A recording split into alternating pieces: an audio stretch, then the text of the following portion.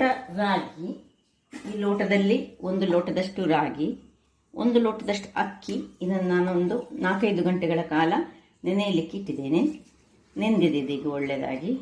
ಈಗ ಗಾರ್ಲಿಕ್ ನೋಡಿ, ಸಿಪ್ಪೆ ತೆಗೆದಂತಹ ಗಾರ್ಲಿಕ್ ಇಲ್ಲಿ ಉಂಟು. ಇಲ್ಲಿ ಬೆಣ್ಣೆ ಉಂಟು.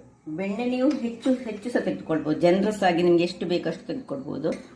ನಾನೊಂದು 25 ಗ್ರಾಮ್ನಷ್ಟು ತೆಗೆದುಕೊಂಡಿದ್ದೇನೆ. ನೀವು ಬೇಕಿದ್ರೆ 50 ಗ್ರಾಮ್ಸ್ ತೆಗೆದುಕೊಳ್ಬೋದು. ನಾವು ಇದನ್ನು ಚೆನ್ನಾಗಿ ಒಂದು 3 ಪಾಡ್ನಷ್ಟು ಬೆಳ್ಳುಳ್ಳಿಯನ್ನು ಚೆನ್ನಾಗಿ ಹೀಗೆ ಕುದಿಕೊಳ್ಳೋಣ. ಅಂದರೆ ಸಿಪ್ಪೆಲ್ಲ ತೆಗೆದುಕೊಳ್ಬೇಕು. ನೋಡಿ, ಸಿಪ್ಪೆ ಚೂರು ಇರಬಾರ್ದು. ಒಳ್ಳೆಯದು. ಹೀಗೆ ನೀವು ಪೌಡರ್ ಮಾಡಿಕೊಳ್ಬೇಕು. ಇದನ್ನು ಪೌಡರ್ ಹೇಳಿದರೆ ಕ್ರಷ್ ಮಾಡಿಕೊಳ್ಬೇಕು ಒಳ್ಳೆಯದಾಗಿ. ಇನ್ನು ಇದನ್ನು ನೋಡಿ, ನಾನೊಂದು ಸಣ್ಣ 4 ಪಾಡ್ನಷ್ಟು ತೆಗೆದುಕೊಂಡಿದ್ದೇನೆ, ಎಳೆಯಷ್ಟು. ಈಗ ಇದನ್ನು ಅದಕ್ಕೆ ಸೇರಿಸಿಕೊಂಡು ಒಳ್ಳೆ ಮಿಕ್ಸ್ ಮಾಡ್ಕೊಳ್ಳೋಣ.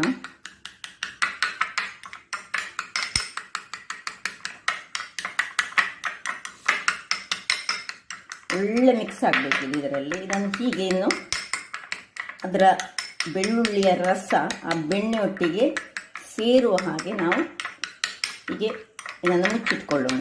ಇದನ್ನು ಸೈಡಲ್ಲಿ ಇಟ್ಕೊಳ್ತಿದ್ದೇನೆ ನಾನೀಗ. ಈಗ ನೋಡಿ, ಇದು ಮಿಕ್ಸಿಯಲ್ಲಿ ಈಗ ಹಾಕಲಿಕ್ಕುಂಟು. ಅದರೊಟ್ಟಿಗೆ ತೆಂಗಿನ ತುರಿ. ವೀಕ್ಷಕರೇ, ಇಲ್ಲಿ ನೋಡಿ, ಒಳ್ಳೆ ಫೈನಾಗಿ ಗ್ರೈಂಡಾಗಿ ನಾನು ಮಾಡಿಕೊಂಡು ತಂದೆ. ರಾಗಿ ಮತ್ತು ಅಕ್ಕಿದು ಮೆಣಸಿನ ಪೇಸ್ಟ್ ಬೇಕಿದ್ರೆ ಮೆಣಸಿನ ಪೇಸ್ಟನ್ನು ಹಾಕೊಳ್ಬೋದು. ಈಗ ಇದನ್ನು ಸುಲಿಗೆ ನೋಡಿ, ಸ್ವಲ್ಪ ಹೀಗೆ ಇದರಲ್ಲಿ ಸವರಿಕೊಳ್ಳೋದು. ಹೆಚ್ಚು ಸವರಲಿಕ್ಕಿಲ್ಲ. ನೋಡಿ, ಇದು ಪರಿಮಳ ನೋಡಿ ಬೇರೆ ಬರ್ತದೆ. ಹಾಗಾಗುವಾಗ ಈ ಗಾರ್ಲಿಕ್ ಮತ್ತು ಬೆಣ್ಣೆ ಸೇರಿದರೆ ಅದು ಬಹಳ ಚೆನ್ನಾದ ಪರಿಮಳ. ಗಾರ್ಲಿಕ್ ಬ್ರೆಡ್ ಹೇಗೆ ಬರ್ತದೆ ನೋಡಿ. ಈಗ ಇದು ಕಾದ ಮೇಲೆ ಪುನಃ ಏನು ಮಾಡಬೇಕಂತ ನಾನು ಹೇಳ್ತೇನೆ. ಈಗ ಮುಚ್ಚಳವನ್ನು ಮುಚ್ಚಿಕೊಳ್ಳೋಣ. ವೀಕ್ಷಕರು ನೋಡಿ, 2ನೇ ದೋಸೆ ಸಹ ಸಿದ್ಧ ಆಗಿ ಉಂಟು. ಈಗ ಹೀಗೆ ಇದರ ಮೇಲೆ ಅದಕ್ಕೆ ಇನ್ನೂ ಸಹ ಹೆಚ್ಚು ನೀವು ಹಾಕ್ಕೊಳ್ಬೋದು. ಪರಿಮಳ ಇನ್ನೂ ಸಹ ತುಂಬ ಸೂಪರಾಗಿ ಬರ್ತದೆ. ಇದು ಈ ಬೆಳ್ಳುಳ್ಳಿ ಮತ್ತು ಬೆಣ್ಣೆ ಅದು ಮಿಕ್ಸ್ ಆಗುವಾಗ ಅದು ಗಾರ್ಲಿಕ್ ಬ್ರೆಡ್ಡಿನದೇ ಟೇಸ್ಟ್ ಬರ್ತದೆ ನಮಗೆ. ಆದರೆ ಬ್ರೆಡ್ ಅಲ್ಲ, ಇದು ಆರೋಗ್ಯಕ್ಕೆ ಉತ್ತಮವಾದುದು.